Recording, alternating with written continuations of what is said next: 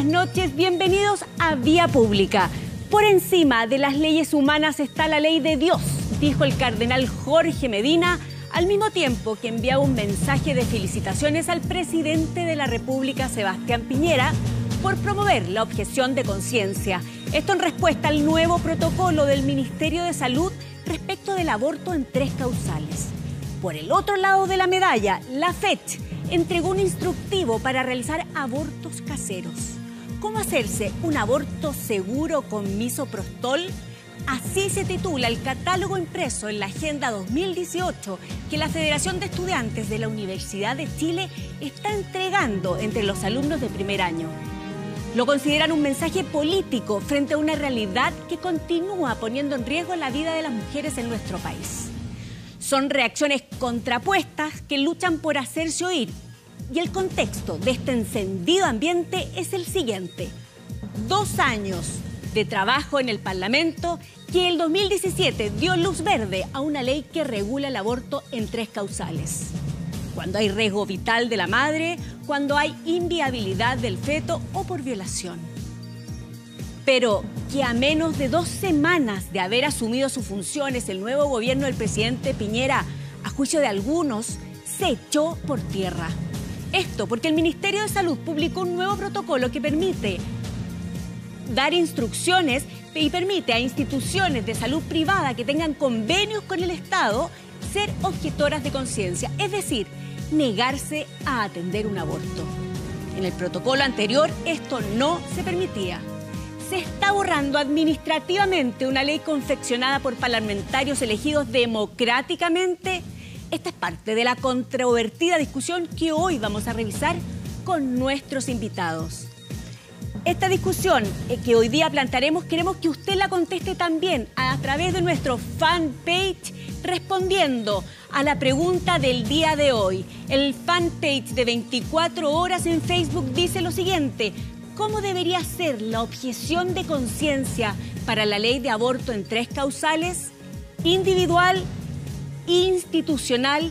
Esta es una pregunta que durante todo el programa de hoy día estaremos realizando para que usted nos conteste y al final vamos a tener la respuesta. Chile está cambiando y se está haciendo preguntas relevantes, que es importante que usted participe. Hecha la pregunta, planteado el tema, vamos a revisar los titulares de hoy. 2 capitanes de la FACH murieron al caer un avión de instrucción en la Escuela de Aviación en El Bosque. El presidente Piñera afirmó que el nuevo general director de Carabineros deberá restablecer el prestigio y la confianza en la institución. Hoy asumió el general Hermes Soto en reemplazo de Villalobos. Impacto generó en Venezuela incendio tras violento motín al interior de cárcel que dejó violentamente a 68 muertos. Y vamos a ir a una pausa y a la vuelta vamos a estar con nuestros invitados desmenuzando el tema de hoy.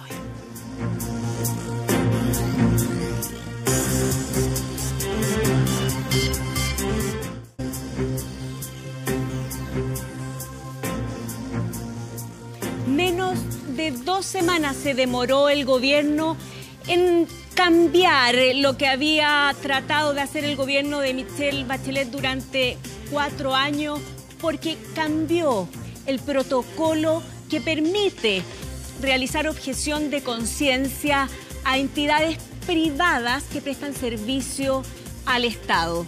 Miren bien, este es un documento de hace 2 meses atrás que presentó Michelle Bachelet. Decía claramente, los establecimientos públicos de salud, así como aquellos privados que se encuentren adscritos al Sistema Nacional de Servicios de Salud mediante la celebración de convenios, no pueden invocar objeción de conciencia.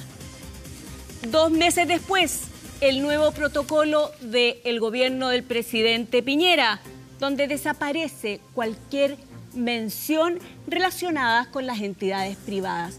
Es decir, las entidades privadas hoy día, pese a prestar servicios al Estado, pueden presentar objeción de conciencia. Y este es el tema que vamos a hablar con nuestras invitadas. Quiero hacer una salvedad. Invitamos a distintas personalidades a este panel, sin embargo aquí hay 2 valientes. Porque se excusaron de participar las organizaciones pro familia, voces católicas, parlamentarios que representan posturas del MinSal y académicos en bioética. Claramente hay algún miedo, hay alguna necesidad de evitar dar vocerías en este tema. No creo que solo sea el fin de semana largo. Entonces presentamos a las valientes. A mi derecha, Anita Román, presidenta del Colegio de Matronas. Claudia Vides, directora de la Corporación por los Derechos Sexuales y Reproductivos. Muchas gracias por estar aquí a puertas de un fin de semana largo. Y la primera pregunta, ¿cómo afecta en lo concreto a las mujeres que pensaron que tenían un derecho ganado este nuevo protocolo que salió el día viernes pasado? Bueno, primero, gracias por la invitación y efectivamente nos interesa seguir manteniendo un diálogo por los medios de comunicación y bueno, y esto afecta principalmente varias cosas, ¿no? Primero, el espíritu de la ley que tiene que ver con la autonomía de las mujeres y con garantizar, ¿no?, que puedan elegir libremente si quieren realizarse una interrupción del embarazo o no en cualquiera de estas causales. Y por otro lado, ya en mujeres particulares que, por ejemplo, tienen convenios cerrados con su ISAPRE a través de hospitales públicos o clínicas privadas, en las cuales evidentemente reciben dinero por parte del Estado y se niegan y se plantean ser objetores de conciencia. Ahora, y afecta tan claramente como que una mujer va a pedir una prestación y se la van a negar porque son objetores de conciencia institucional, ¿no? Eso significa, por lo tanto, que la derivación puede ser más lenta, que la derivación puede ser más compleja o que simplemente en muchos casos no haya derivación. Eso lo vamos a ir viendo en la práctica. Pero yo creo que principalmente es el espíritu de la ley, ¿no?, que yo creo que se ve afectada, y que una ley que además fue discutida por más de 3 años en el Parlamento, con mucho debate, con más de 200 organizaciones, si no me equivoco, alrededor de 200, que presentaron sus argumentos, que estaban a favor o en contra del proyecto de ley. Por lo tanto, era un debate zanjado, ¿no? Y en ese sentido, lo que nosotros esperábamos es que se respetara el espíritu de la ley, a pesar de que el Tribunal Constitucional efectivamente pone y falla en la última parte, digamos, del escrito, que ellos aprueban la objeción de conciencia institucional, de la cual, por lo menos como Corporación Miles, no estamos de acuerdo. Pero las mujeres, en los casos concretos, como matrona, Anita, las mujeres pueden correr riesgo, porque se dicen, no, si aquí no van a correr riesgo, si ninguna mujer de un día para otro que tiene algún problema de salud y por lo tanto se puede acoger alguna de las 3 causales permitidos por la ley nueva de aborto, no le va a pasar nada. ¿Hay riesgos reales? Hoy día mujeres pueden correr riesgo porque llegan a un lugar, no las van a atender y en ese transcurso ¿les puede pasar algo? Yo, bueno, agradecerte la invitación, Paulina. Yo creo que acá, así como lo dije el sábado pasado también en este mismo canal, hay que hacer un análisis anterior, incluso a la ley. Porque la ley, una ley que hoy día da cuenta de un derecho de la mujer y que fue, como dice Claudia, discutido durante 4 años del gobierno anterior y que salió promulgada con muchos recortes ya desde el Parlamento. Fue recortada en esencial lo que habían puesto en el proyecto inicial. ¿Ya? Y en ese espacio yo creo que uno no puede no instalar un tema que no es menor. A ver. ¿Qué financia la salud en este país? ¿Qué modelo financia la salud en este país? La salud en este país. Porque si tú me dices cómo afecta, yo te diría ¿a quién afecta? A ver, ¿a quién afecta? Y afecta al sector privado, a la mujer del sector privado. Si el sistema público ya tiene una red de contención de la más vulnerable. Claro, es importante que la gente sepa que el sistema público tiene que atender sí o sí. Claro, entonces, si nosotros nos vamos a los programas de campaña del actual presidente, ya quien está más vulnerada precisamente es la clase media, que son las que tienen los seguros privados de salud.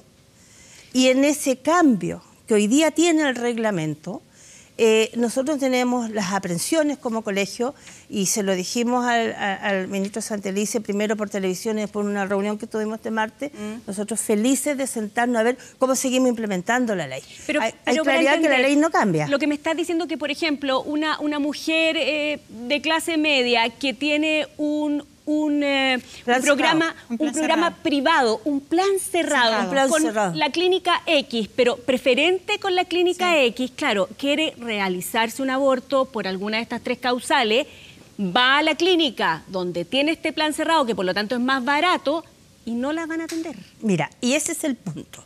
Y ese es el punto, porque incluso en esta mesa estaba sentada la Sociedad de Neonatología, ¿ya? Y ella dijo, bueno, pero la clínica donde yo trabajo da cuenta de estos traslados. Pero el punto es, y así se lo expresamos al ministro, no es la clínica grande, es la clínica chica. Es la clínica que tiene que trasladar. E incluso el propio reglamento dice lo antes posible. Lo antes posible. Pero resulta que lo antes posible a veces son minutos. Son horas. Deben haber pueblos, lugares más chiquititos donde hay un solo lugar. Osorno tiene una clínica privada. ¿Ya? Y entonces, si tiene ¿Que no se ha acogido o ya se acogió? No sé. Si fuera objetora, esa mujer que hizo un convenio privado y que da el 7% de su bolsillo para esa ISAPRE, y dice, yo no me quiero tener el sistema público porque la verdad quiero el sistema privado, y el privado le cierra las puertas.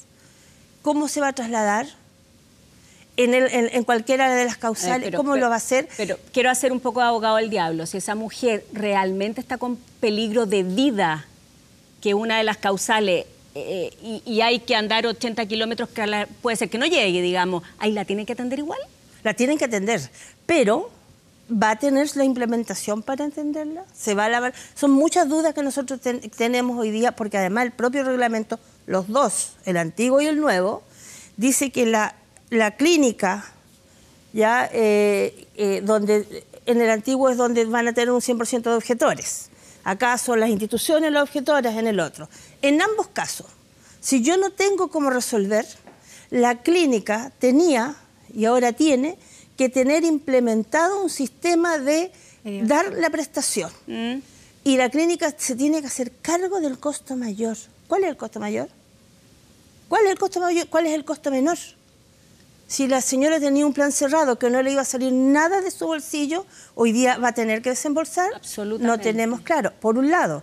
Y por otro lado, tenemos la salvedad no menor en decir, si la ISAPRE tiene un convenio cerrado contigo, Paulina, y te dice, pero usted firmó por esta clínica, por favor, ¿en qué minuto yo le dije que usted podía ser trasladada? Entonces, la letra chica no está clara. Lo que estás diciendo que a través de la letra chica o soluciones administrativas, de alguna manera, lo que un parlamento democráticamente elegido en representación de la comunidad que lo eligió y votó, hoy día está siendo eliminado quizás en favor de grupos económicos o de grupos religiosos. ¿Qué pasó aquí? Ustedes estuvieron siempre en las discusiones. Sí, mira, yo creo que lo que decía Anita, que hay que recordar que yo creo que hay dos grandes temas que fueron los más discutidos y fueron parte de la negociación de la ley, ¿no? Yo diría que es el tema de objeción de conciencia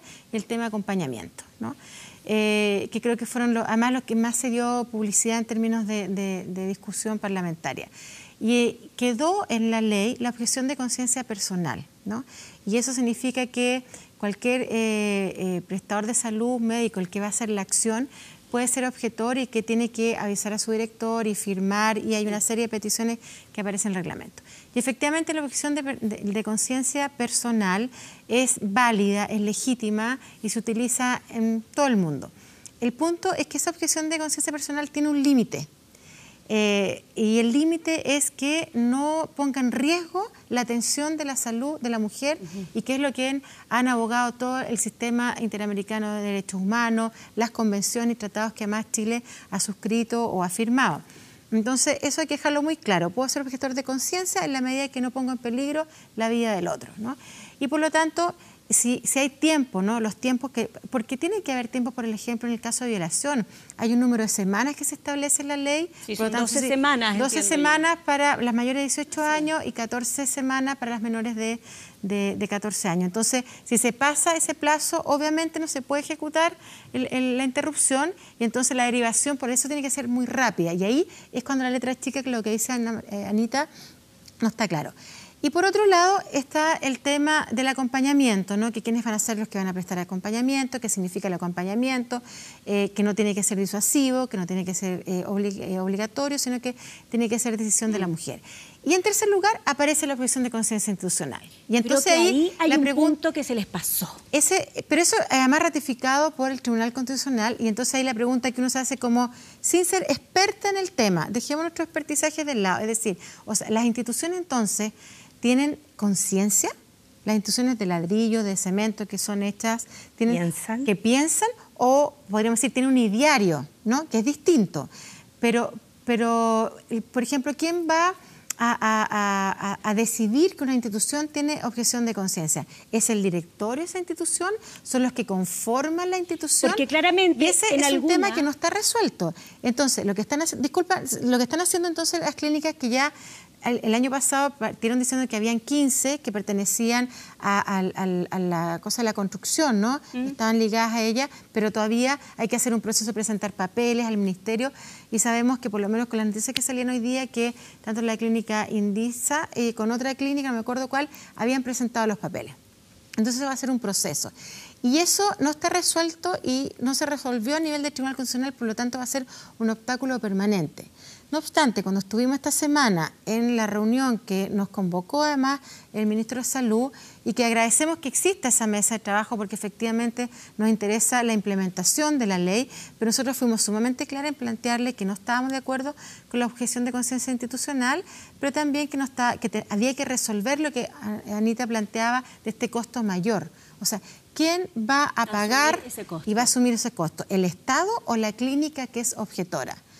A nuestro juicio debería ser la clínica que es objetora y no el Estado. Y es donde dice la Anita, se traspasa el costo a esta mujer de clase media que requiere la atención médica. Pero me llama la atención a propósito de esta conversación, porque uno puede entender la objeción personal con mayor facilidad, que un médico diga, mira, la verdad yo no creo en esto, me transgrede, no lo hago. Pero cuando es una institución que es un paraguas que alberga a distintos médicos, dentro de los cuales puede haber gente que esté de acuerdo con prestar auxilio en estas tres causales, se pierde una capacidad de personas, de tiempo, de gente, de recursos, que podría estar ayudando a esas mujeres, digamos. Son recursos médicos que en este país muchas veces son escasos y que están enclaustrados por seguramente la visión, la ideología o las respuestas económicas de una institución. ¿En qué minuto de la discusión parlamentaria esto se les pasó? ¿No lo vieron o se decidió dejar ahí para luego cambiar el protocolo? A ver, aquí fue ingenuidad, fue poca claridad. ¿Qué pasó aquí? Paulina, yo creo que acá nunca hubo ingenuidad. No. Acá hubo presiones. Así es. Grandes presiones y con Claudia, que estuvimos en este proceso, escuchamos los epítetos más terribles para referirse a las mujeres durante 4 años. ¿Y qué veo yo ahora como parte ni siquiera de la expertise? O sea, usted dice que esto fue consciente. Fue consciente, porque si tú ves que el proyecto de ley fue recortado porque se presentó una queja al Tribunal Constitucional y fue el Tribunal Constitucional en el fondo el que instala la objeción de conciencia institucional, y lo que hace el protocolo que sacó la ministra Castillo era precisamente proteger ya a los equipos o a las mujeres de que aquellas clínicas que iban a ser objetoras no podían tener convenio. Pero eso también estuvo malo, no estuvo bien hecho. No. ¿Ya? Porque cuando tú quieres castigar a una clínica que dice yo soy objetora para esta prestación que es para las mujeres, ¿ya? Pero puedo recibir plata por otros lados, por el auge. Por el lado, claro, de hecho, la ministra Castillo hace una declaración que en el argumento que da el ministro Santelices es que el sistema público no tiene la capacidad instalada para resolver todos los problemas de salud. Y si tú vas a la Constitución, que dice que la Constitución es un Estado garante y subsidiario, cuando yo, y lo voy a poner con un ejemplo nuestro, cuando yo estoy en una sala de preparto y de la neonatología me están diciendo tengo los 8 ventiladores ocupados, no soporto un 9º prematuro porque no tengo la capacidad, ¿qué tiene que hacer el director del hospital? Por vía gestión de cama, ver dónde la compra. Claro. Y el sector privado va a recibir exactamente igual la plata. Entonces, en el fondo es un chiste en ambos reglamentos. No me contesta todavía la pregunta la primera pregunta que le hice. ¿Esto significa mayores riesgos concretos? Totalmente. ¿Pero cierto? Totalmente cierto. ¿Por qué? Dame un caso, te lo voy a comentar, por ejemplo. Cuando el primer riesgo que vamos a tener, que está borrado en el reglamento anterior, le borra el timbre y la firma del director del hospital. Nosotros esperamos que en esta mesa que se instala eso se reponga. Claro. Porque si yo, director o directora de hospital, tengo un 100% de objetores para hacer la prestación, tengo que tener, por lo tanto, claridad que yo tengo que tener como director responsabilidad frente a los casos que se presenten. Y en esa responsabilidad yo tengo que tener toda mi infraestructura para el traslado en caso de urgencia. Y eso hoy día no está. Y eso hoy día se lo quitó en el nuevo reglamento y tiene que ser repuesto. ¿Y llegan mujeres en un estado de salud que requieren esa...? En el caso, acudiendo a lo que tú dijiste hace poco rato, cuando nosotros colegiamos esta invitación a nivel nacional, con todos los regionales del Colegio Matrona, nos llegaron las aprehensiones regionales. Y las principales aprehensiones regionales no son las metropolitanas. No son las metropolitanas, son... por ejemplo, que ni siquiera tiene que ver con esta situación. Nosotros somos un hospital regional base, nodal de muchas zonas más chicas y estamos colapsados, no tenemos cómo recibir.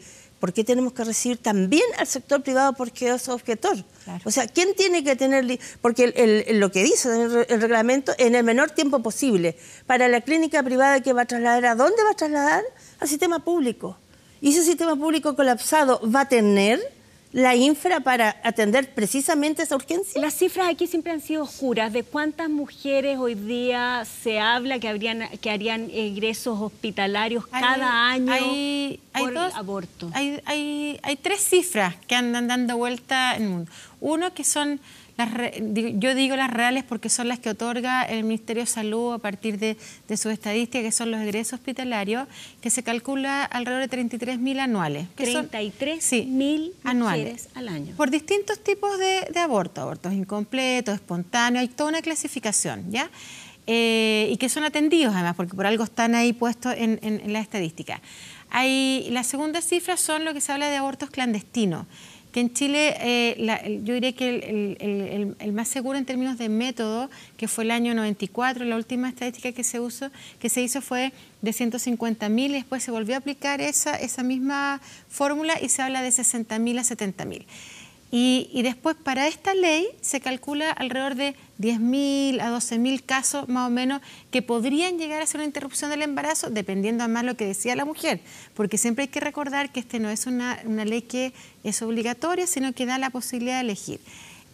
Por lo tanto, serían estos 12.000 casos posibles que podrían llegar y efectivamente yo concuerdo con lo que plantea Anita y que plantean también otros gremios, que hay un déficit, ¿no? Entonces la pregunta es por qué los servicios públicos se tienen que hacer cargo de los servicios privados, pero además el servicio privado va a seguir recibiendo dinero por otras prestaciones, por otras vías. Entonces eso a lo menos hay que decir de nuevo que hay una injusticia, que hay una inequidad y que esperamos que en esta mesa de trabajo que se armó se pueda cambiar esa parte, porque nosotros entendimos... ¿Creen que se van a allanar el gobierno pese a la rapidez con la que hizo el cambio en este protocolo?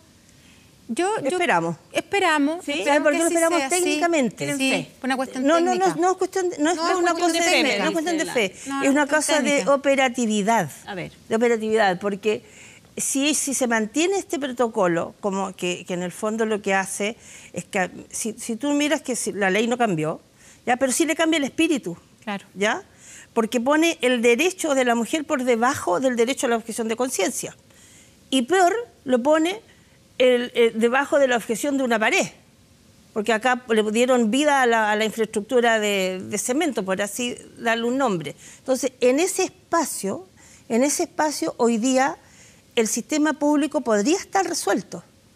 Pero todas aquellas mujeres que hoy día están en el sistema privado... Sí, lo que más les preocupa a ustedes son las mujeres que están en el sistema privado. No, porque no van a tener capacidad de resolución. Y no van a tener posibilidades económicas ellas de sustentar Fíjate, eso. Paulina, Pensemos en las niñas menores. Pero además que se piensa en lo que va la ley, en la implementación que se hizo, se ha implementado en el sistema público muy bien. Sí. ¿Ya? Tiene algunos espacios que todavía estamos implementando recién una ley. Hay temas de capacitación, hay temas de profundización, eso lo reconoció el ministro, vamos a seguir adelante. Pero este tema de cómo el sector privado se va a hacer cargo del compromiso sigue en el limbo. No lo sabemos. Y en ese espacio yo siento que nuevamente se castiga a las mujeres por un derecho a decidir en un minuto súper circunstancial. Porque cuando se castiga en el reglamento anterior a los objetores, se les castiga por acciones de salud sexual y reproductiva, pero no por el resto de las prestaciones. Entonces aquí vamos más atrás. El lucro instalado en el financiamiento de la salud. Ese es el punto. Usted asegura que en el fondo son los intereses de las entidades privadas las que se sobrepusieron en este nuevo protocolo. Totalmente. Usted que han estado en las conversaciones de todo este tiempo. ¿Y no habrá sido el convencimiento ideológico de que el aborto debía ser penado en todas sus causales? Porque resulta que el sistema público no puede negarse. O sea, yo puedo ser objetora de conciencia como trabajadora del sector público. Como persona privada. Como persona privada, pero el hospital no.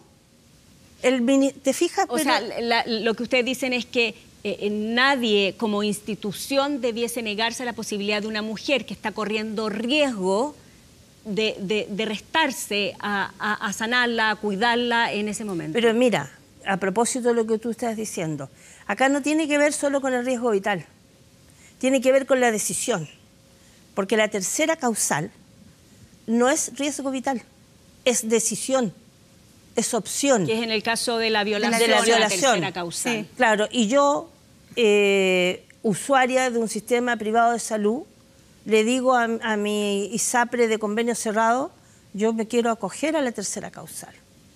Y el usuario me dice, no, si yo soy objetora de conciencia, la traslado. ¿Y temen entonces al efecto dominó, Claudia? O sea, que en el fondo, al ver que no les pasa nada y pueden ser las instituciones objetoras de conciencia, ¿se vayan sumando otras entidades privadas? Yo creo que se van a sumar, pero sabes que también hay que ver lo que ha estado pasando en América Latina. Cuando uno ve que son los dos grandes países que han tenido, tres, que es Colombia, Uruguay y México, y uno ve cómo ha sido el proceso de los objetores de conciencia, efectivamente en algunos países, en el caso de Uruguay, hubo más objetores de conciencia, se está trabajando con eso, esto es un proceso. Pero también, a la par de que hay más objetores de conciencia, también hay muchos más funcionarios y prestadores de salud que van comprendiendo la necesidad de respetar el derecho a decidir de las mujeres. Y eso hay un proceso de comprensión porque efectivamente es un sistema de salud en general que no le ha costado, pero ha ido aprendiendo de reconocer los derechos de los pacientes, ¿no? O sea, tú dices que aquí hay un cambio cultural que ha sido muy difícil de aplicar. Es un cambio cultural, pero también uno podría decir que en los últimos 10 años en Chile los cambios culturales han sido profundos en temas que tienen que ver con temas mal llamados valóricos, que en nuestro juicio más bien tienen que ver con temas de derechos, ¿no? Y que pasan desde los temas de la diversidad sexual hasta el reconocimiento del derecho a decidir de las mujeres. Por lo tanto, yo tengo profunda convicción de que los cambios culturales se están imponiendo en Chile, que tuvimos la posibilidad de tener esta ley, que yo creo que la posibilidad de la mesa de este trabajo que que fue convocada por el Ministerio, nosotros vamos a aportar ahí para la implementación, pero también hemos sido muy claros en que hay cuestiones que no podemos aceptar porque cambian el espíritu de la ley. Y eso es lo importante. Antes de cerrar, esa es la pregunta clave. ¿Qué no van a aceptar? ¿A qué candado se van a amarrar de ser necesario en el caso tuyo, Claudio?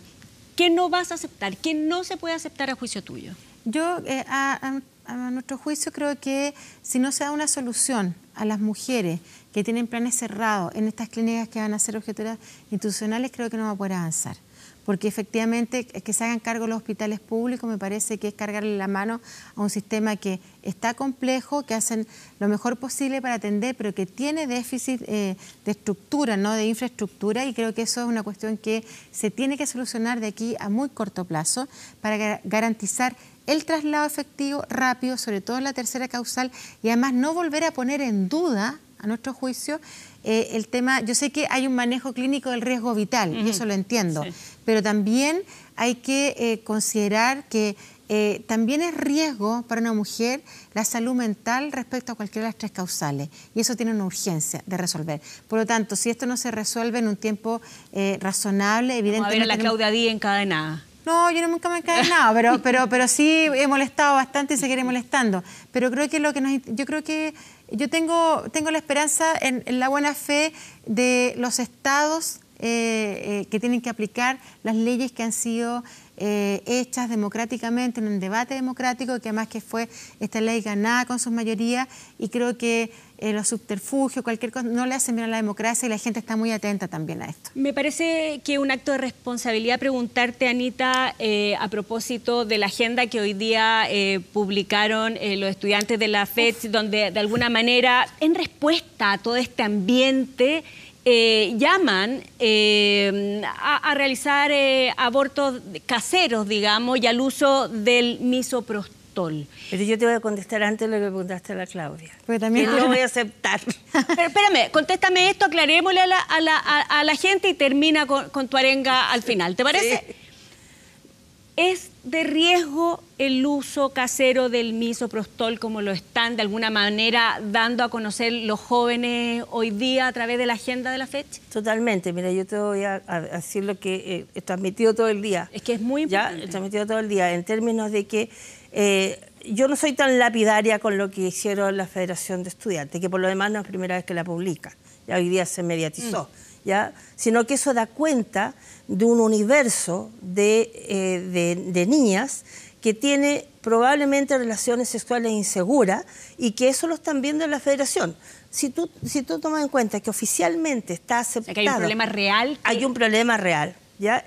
Está aceptado de que el inicio de la actividad sexual, vamos a hablar de lo oficial, porque yo tengo una cifra personal que es menor, ¿ya? El inicio de la actividad sexual está a los 13 años. ¿Tú dices que es más bajo que eso? Yo digo que es más bajo. Yo digo que es más bajo, por los casos que he visto, digamos. Ya pudiera ser, a lo mejor son puntuales. Digamos, sí, muy chiquititos. ¿Tú crees que ya en la etapa de universitarios, donde tenemos 18 años y más, la actividad sexual es con plena responsabilidad? No sabemos. No sabemos porque acá en este país no hay educación sexual en serio. Ese es un punto que hay que abordar. No hay educación. Entonces, por lo tanto, si la FECH quería poner un tema político, lo puso. Pero lo puso en forma muy irresponsable. Pero eduque, ¿es de riesgo? Porque en el fondo lo que hizo fue poner una receta de cocina. Eso es. Poner una receta de cocina, hace un vulgar copia y pega del Google, cosa que el Colegio de Matronas ha hecho denuncias constantes, e incluso esto lo ha puesto una ministra. Hagámonos cargo como Estado que lo que hoy día no está en las tres causales sigue ocurriendo igual. Pero ¿cuáles son los riesgos de hay varios utilización riesgos de medicamentos de manera casera? Yo leí, y la verdad es que tiene muchos riesgos que ahí no están connotados. Primero, el misoprostol, y hay que decirlo y la comunidad tiene que saberlo, es una pastilla, y disculpen la palabra que voy a decir, pero ya se la explico, es altamente teratogénica. Eso significa que si tomada como está ahí, como dice la OMS, 8 semanas, no llega a término ese aborto, la probabilidad de ese embrión que se está formando tenga alguna secuela, algún daño, es un 90%. ¿Ya? Y eso por la OMS, dicho por la OMS. Y dicho por la OMS y por todos los estudios, porque provoca daño al tubo neural. O sea, ¿ya? tiene que ser con seguimiento médico de todas maneras. De todas maneras. Y en el caso de que la niña no se dio cuenta que estaba embarazada o tomó su decisión después de las 8 semanas, ya entre las 8, las 12, las 14, le pueden quedar restos, y si esos restos no son vigilados y está sola, le puede dar una hemorragia tan grande que si no es llevada en forma inmediata a un centro asistencial y llegan choqueadas, como yo las he visto llegar choqueadas, lo más probable es que muera en la casa. O sea, lo que estamos pidiendo aquí de alguna manera es solucionar de una manera responsable un problema que están viviendo nuestros jóvenes sí o sí, claro. Y además que está penado por la ley. Y además que está en el penado caso por la ley. de que no son una... Además, ¿sabes qué? Mira, yo aquí quisiera rescatar lo que dicen las guías clínicas de la OMS, que efectivamente uno de los métodos para interrumpir un embarazo es el medicamentoso, y que además se sugiere que es una combinación de mifepristona y misoprostol. Entonces, yo creo que, y leyendo rápidamente hoy día lo que dice la FECH, a mí me hubiese gustado que ese instructivo hubiese sido asesorado por profesionales de la salud, sí, que hubiese quedado muy claro que es necesario un acompañamiento de un profesional de la salud, porque evidentemente es una situación que es compleja. Incluso hay en otros países que se manda a las mujeres con los medicamentos hacia la casa, pero eso es con una vigilancia. Y aquí lo que yo vi, por lo menos en el instructivo, habla de un médico amigo. Es como, yo entiendo que se pueden usar lenguajes que sean más amigables para las personas. Más cercano, no tengo problema con eso, pero creo que en esto hay que ser serio, hay que ser riguroso. Hay guías clínicas que se han hecho en el mundo, que están aprobadas por la OMS, y creo que eso merece un mejor tratamiento. Y por otro lado, echo de menos profundamente la educación sexual. Yo creo que hoy día estamos al debe, años al debe, y creo que ahí hay que fortalecer, digamos, la idea de la responsabilidad y el autocuidado tanto de mujeres como hombres, ojalá siempre con método barrera, con un condón, no solamente para evitar el embarazo, sino las ITS y el VIH-Sida, y yo creo que eso también se merece estar en esa guía, ¿no? Y me parece que es una responsabilidad, sobre todo siendo la FECH, y entregándosela a no sé cuántos miles de estudiantes. Así que ahí es un llamado a ser más riguroso, de todas maneras. Ya me comprometí. Sí, yo me quedo callada para que diga... antes de que tengamos que cerrar este programa. Sí. Bueno, tú le preguntaste a la Claudia y pensé que iba a la... O sea, ¿qué no permitiría yo? ¿Ya? Y la verdad es que yo no podría permitir un cambio a la ley. Claro. Ya, un cambio a la ley que costó 4 años sacar y establecer un derecho por lo menos en 3 causales. Lo demás podemos conversarlo, podemos mejorarlo, podemos instalarlo, pero un cambio a esta ley que, como te digo, duró 4 años, pero que lleva un proceso de por lo menos 20 de sociedad civil solicitando que se instale este derecho, yo no podría aceptar un cambio en la ley. No podría aceptar un cambio en la ley. No, que vulnere el derecho. Que vulnere el derecho. Que ahora a mí los parlamentarios... Cambiaría todo el espíritu de la ley, obvio. Muchas gracias. Son 2 mujeres que llevan, no quiero decir décadas, porque sería mucho, pero llevan dilo nomás, años luchando por lo que creen. Hay gente que no opina lo mismo, pero han sido consecuentes, han estado allá y claramente quedó zanjado aquí que van a seguir. Sí, vamos a seguir. Sí, obviamente, y vamos a seguir a ambos lados. Nosotros fuimos invitadas por el ministro Santelice para instalar cómo... Y ahí van a estar. Y ahí vamos a estar. Sí, ahí van a estar. Y la Corporación Miles también va a estar ahí en esa mesa. Sí. Muchas gracias. Nosotros vamos a comerciales. Espérenos que ya volvemos.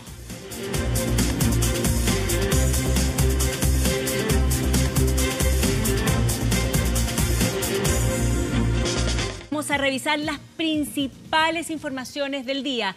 La Fuerza Aérea está de luto. 2 capitanes murieron hoy al caer un avión de instrucción por causas que no están claras todavía. El accidente ocurrió durante un vuelo de entrenamiento en la base aérea El Bosque en una aeronave T-35 Pillán, que no es la primera vez que capota.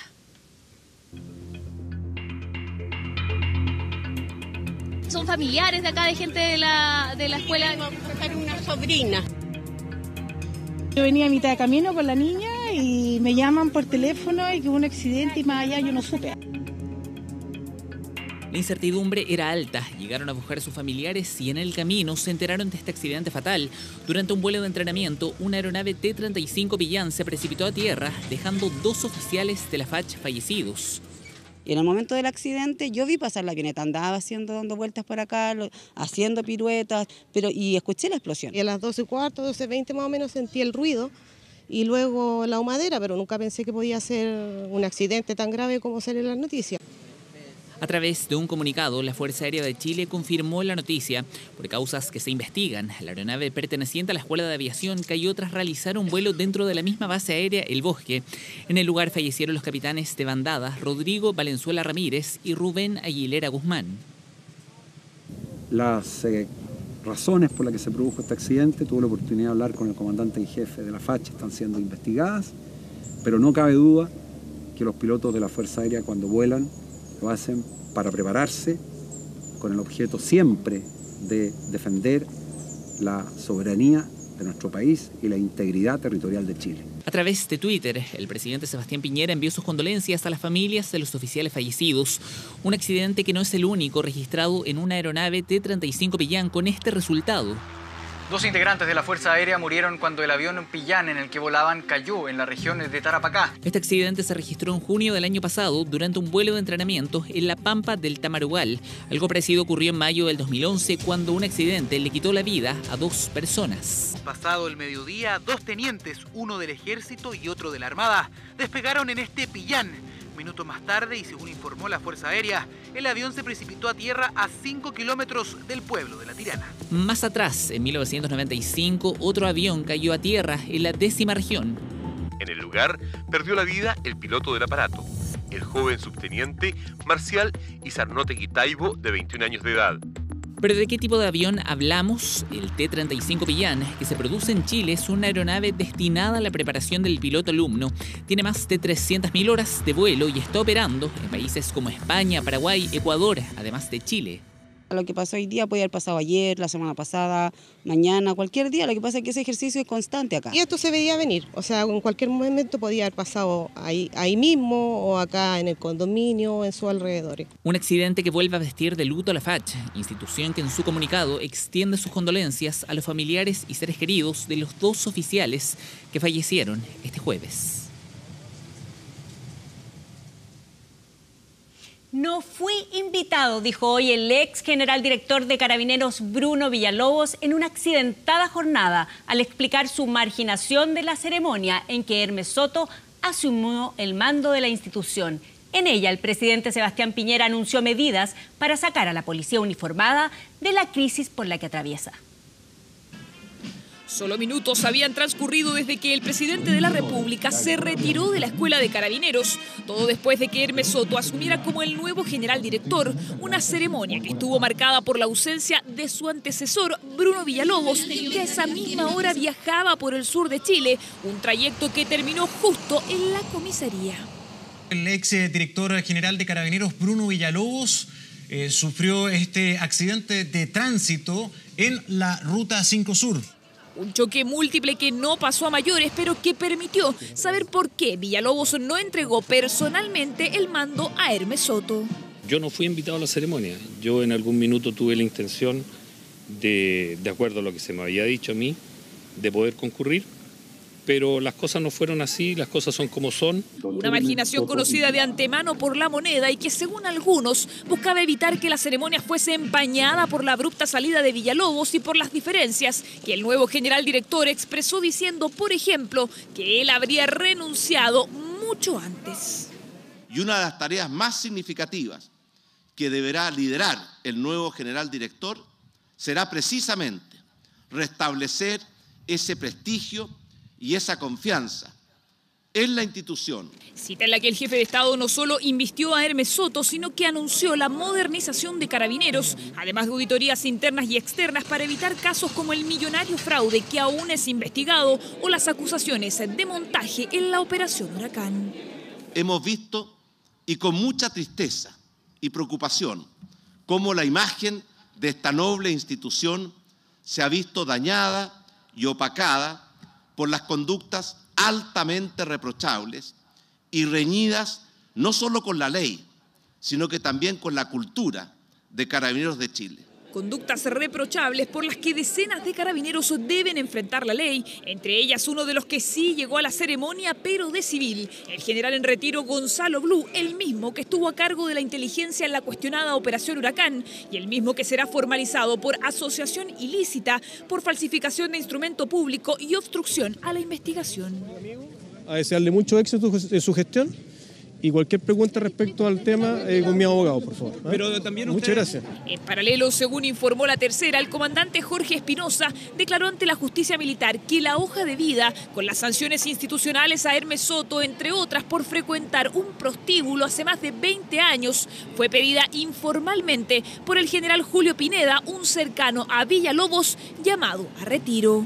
No nos adelantemos en señalar situaciones parciales que se van dando en ese sumario hasta que tengamos la conclusión final y veamos qué fue lo que ocurrió dentro de una situación que obviamente aparece como irregular el hecho de que salga una información de carácter secreta. Un accidentado cambio de mando en que Hermes Soto asume como autoridad máxima de Carabineros por los próximos 4 años. Con arraigo nacional y firma semanal quedó el capitán en retiro Leonardo Oces, investigado en el caso Huracán 2. Por los delitos de obstrucción a la justicia y falsificación de instrumento público, fue formalizado el ex jefe de inteligencia de Malleco, el capitán Leonardo Oces, investigado por la presunta implantación de pruebas tras el ataque incendiario a 29 camiones en un predio de San Joaquín de la Mariquina. En aquella ocasión, 8 comuneros resultaron detenidos tras los datos arrojados por un software, el cual no existiría. Oces quedó con arraigo nacional y firma semanal. La nueva audiencia quedó programada para el 9 de mayo, en donde entregará nuevamente su testimonio en el denominado caso Huracán 2. 68 personas murieron en un motín y posterior incendio que se produjo en un centro de detención de Venezuela. Es la tragedia carcelaria más mortífera de los últimos años en ese país y ahora ONGs y familiares exigen explicaciones al gobierno de Nicolás Maduro.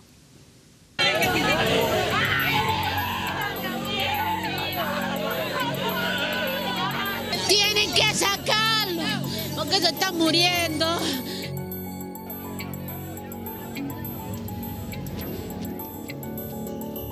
No me han dicho nada, quiero saber de mi hijo. Y yo no sé si mi hijo está vivo o está muerto, señor. Madres desesperadas exigían cualquier información sobre sus hijos porque un día después del motín que dejó 68 muertos en un centro policial de Carabobo, nadie les decía si estaban vivos o muertos. Tampoco daban detalles de lo que realmente sucedió, aunque ni siquiera los propios reclusos lo tenían claro. Porque hubo un enfrentamiento con los policías ahí, bueno, pero eso es lo que se comenta. Se prendió una broma ahí con ellos y los locos como que le echaron gasolina a los presos, pero no se sabe muy bien. En un intento de fuga, 2 presos quisieron secuestrar a 2 policías y robarles sus armas, pero tras fracasar prendieron fuego a colchones. Esto ocasionó enfrentamientos y un incendio en los calabozos policiales. Algunos presos murieron calcinados y otros asfixiados.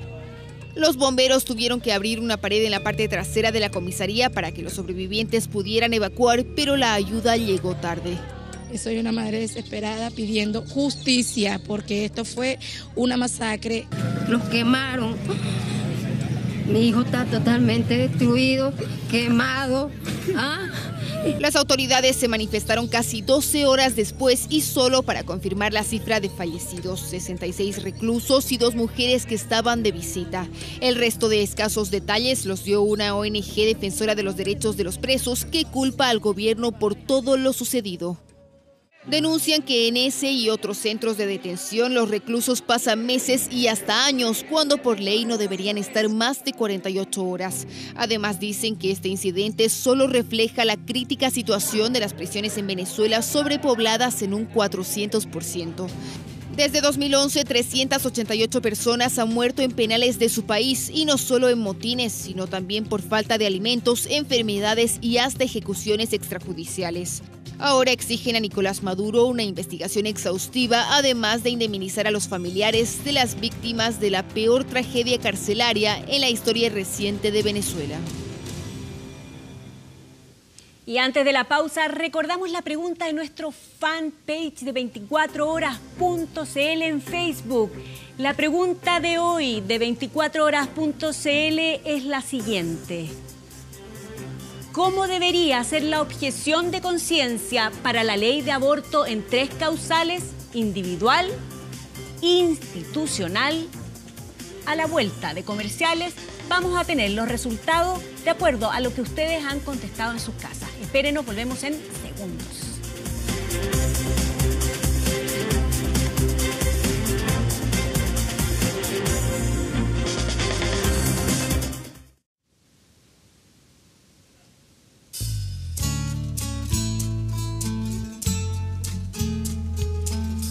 Tremenda música ambiente para ver lo que ustedes contestaron en nuestro fanpage de 24 horas, de acuerdo a la pregunta que le hicimos por el tema del día de hoy. ¿Cómo debería ser la objeción de conciencia para la ley de aborto en 3 causales? Y la respuesta de ustedes desde la casa fue individual 73%, institucional 27%. Claramente la gente tiene una postura clara y es individual 73%. Y ahora los invito a ver qué dice el portal de noticias de 24 horas en este minuto. Dice, comercio en Semana Santa. Estos son los horarios de atención de malls y supermercados. Si usted quiere saber cuáles son los horarios para que no salga de la casa sin necesidad, sino que llegue justo en el horario preciso, entra a 24horas.cl y van a estar todos los datos que usted necesita. Se viene fin de semana largo, vamos con las temperaturas. En este minuto, 17.9 grados, está despejado.